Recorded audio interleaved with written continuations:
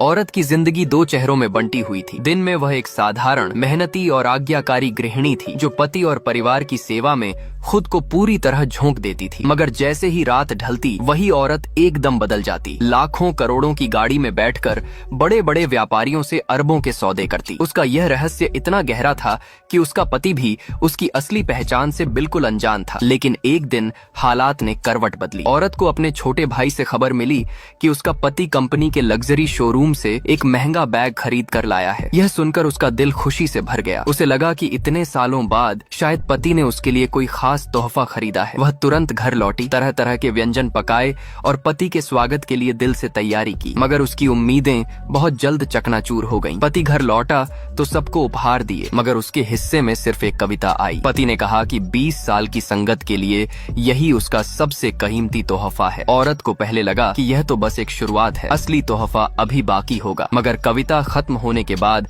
जब कुछ और न मिला तो उसने संकोच से पूछा। पति का जवाब उसे भीतर तक तोड़ गया। कीमती तोहफे भी मेरी भावनाओं को नहीं जता सकते, बस यह कविता ही सब कहती है। उसके दिल में पहले से ही भाई की बात गूंज रही थी, सो उसने सच्चाई जानने की ठान ली। वह रसोई में गई और भाई को फोन कर पति के खर्चों का पूरा ब्यौरा निकलवाया। रिपोर्ट देखते ही उसकी आंखें फटी की फटी रह गईं। करोड़ों के बैग और गहने खरीदे गए थे, मगर उनमें से एक भी उसे कभी नहीं मिला। सब कुछ शेन युए नाम की औरत पर लुटाया गया था, और जो छोटे मोटे तोहफे उसे मिले थे वे असल में उन्हीं महंगे खरीदों के मुफ्त गिफ्ट थे। यहाँ तक कि घर का कचरा पेटी तक। उसका सब्र जवाब दे गया। उसने पति के दिए सारे सामान कचरे में फेंक दिए और सबके सामने पति से सवाल किया, मगर पति ने सब कुछ झुठला दिया और यहाँ तक कह दिया कि वह दुकानदार पर मुकदमा करेगा। तभी दरवाजे पर वह औरत आ गई, हाथ में वही बैग लिए हुए। सब सच उसके सामने था, मगर पति अब भी उस औरत का पक्ष लेने लगा। हालात तब और अपमानजनक हो गए जब सास ने बहू की बनाई दावत हटाकर बाहर से मंगाए व्यंजनों को जगह दी और पूरा परिवार उसकी खिल्ली उड़ाता रहा। पति ने तो यहाँ तक कहा